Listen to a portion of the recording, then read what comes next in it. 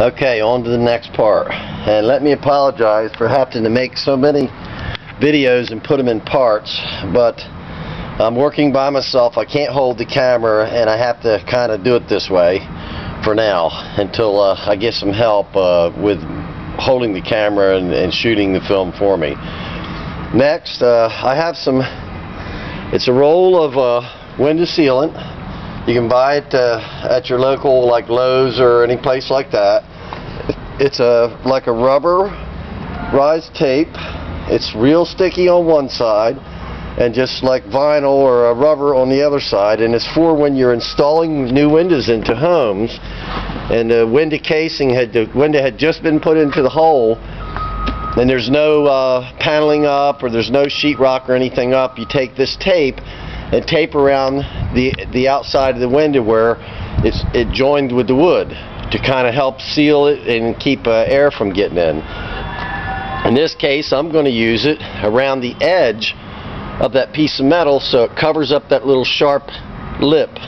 Even though I kind of filed that down to make it not so sharp, I'm going to put this tape around there, and I'll just show you how to do a piece of it.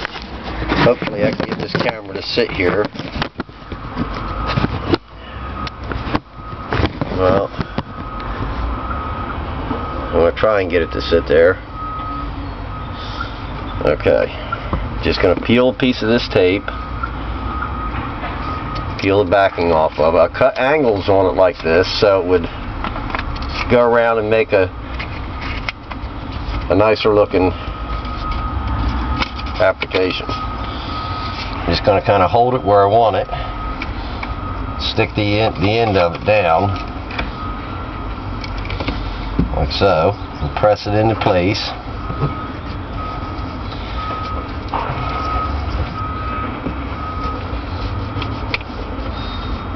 With my finger, and then just peel the backing off of it.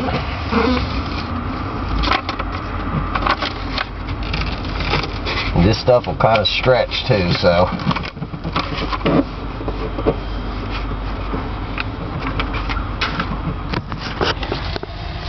then you just press it in,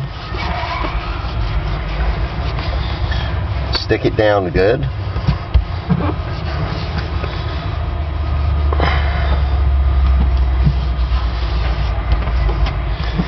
And that covers up that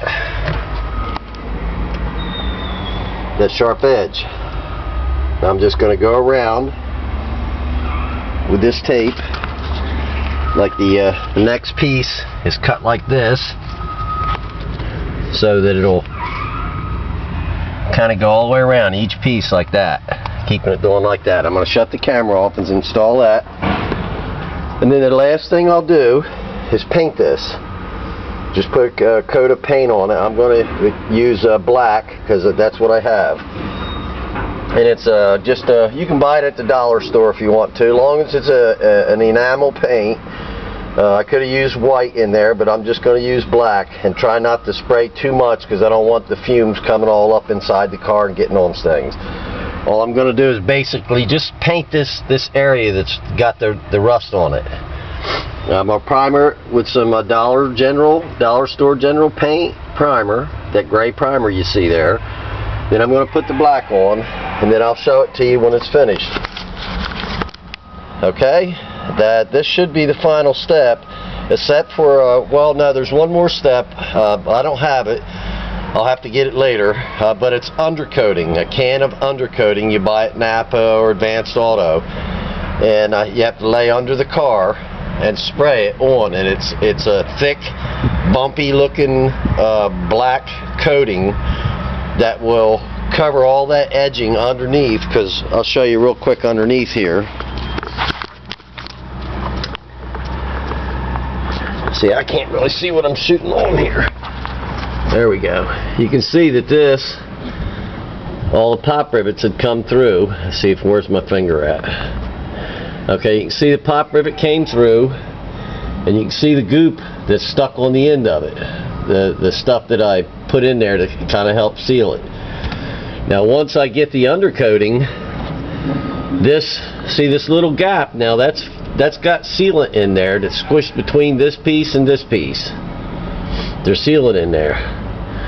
And this is actually a rubber plug where you can let water out, but it's covered with the undercoating that came with the car.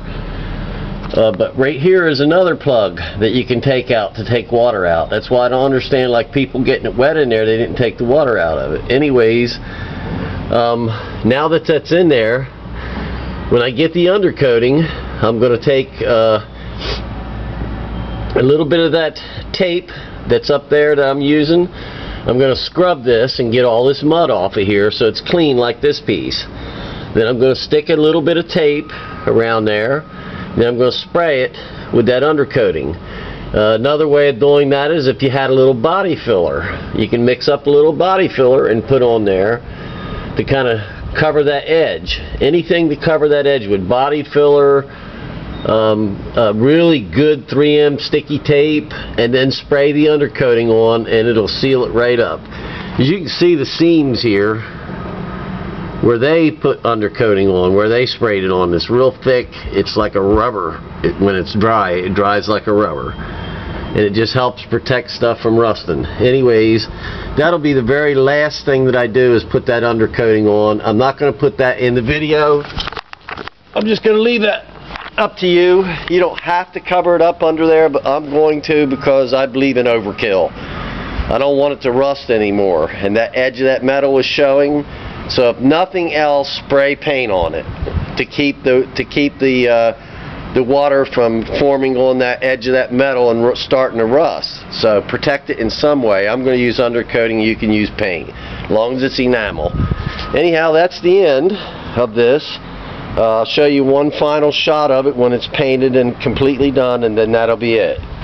I hope this can help someone who's trying to do some kind of body work, some repair. This could be a floor pan, you know, where you put your feet. You can do the same thing. Take all your seats out, take the console out, remove the carpet, clean the area, cut the old piece out, go to the junkyard, cut the pan out, you know, bigger than what your hole is, and do the same thing. Set it back down in there and put the sealant in and pop rivet it in, and it'll last for a long time. Anyways, thank you for watching, and each week I'll put on new videos covering all kinds of different stuff and cheap ways of fixing it yourself. So if you have any requests, anything that you want to learn or know how to fix real cheap, let me know. I grew up poor, so I had to learn how to do this stuff myself, and I know just about everything, how to fix things. So thanks for watching.